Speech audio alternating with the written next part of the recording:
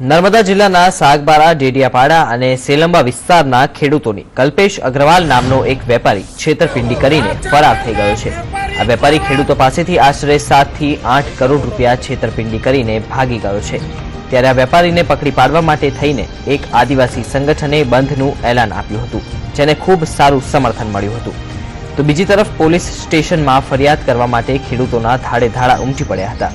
APMC નિષ્ક્રિય હાલતમાં પડી હોવાનો લાભ લઈને કલ્પેશ અગ્રવાલે ઉઠાવ્યો હતો અને તેમ ખેડૂતોએ તેમની ફરિયાદમાં જણાવ્યું। તુવેર ખરીદવાના નામે નોટબંધીના સમય દરમિયાન કલ્પેશ અગ્રવાલે ખેડૂતોને ચેક આપ્યા હતા। બાદમાં તે ફરાર થઈ ગયો હતો।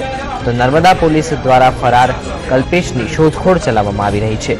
તો બંધ પાડનારા આદિવાસી સંગઠને જો કલ્પેશ નહીં પકડાય તો વિસ્તારના તમામ મારવાડી વેપારીઓને વિસ્તારમાંથી બહાર કાઢી મૂકવાની ધમકી પણ ઉચ્ચારી છે।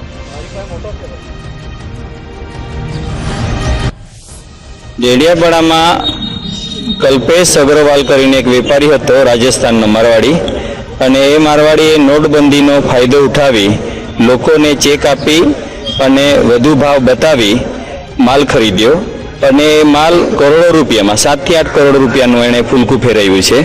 હવે ખેડૂતોને આ પૈસા પરત જોઈએ છે, એ અહીંથી ભાગી ગયો છે, એટલે ખેડૂતોને આ પૈસા નહીં મળે તો અમે ઉગ્ર આંદોલન કરવાના છે અને એના ભાગરૂપે જ આ અમે બંધનું એલાન કર્યું છે અને બંધમાં બધા ખેડૂતો જોડાયા છે અને ગુરુવાર સુધી આ પૈસા નહીં મળે તો હું ખુલ્લામાં કહું છું કે અહીંયા જે બી મારવાડી વેપારીઓ છે રાજસ્થાન બાજુના, એ લોકોને અમે ભગાડી દઈશું।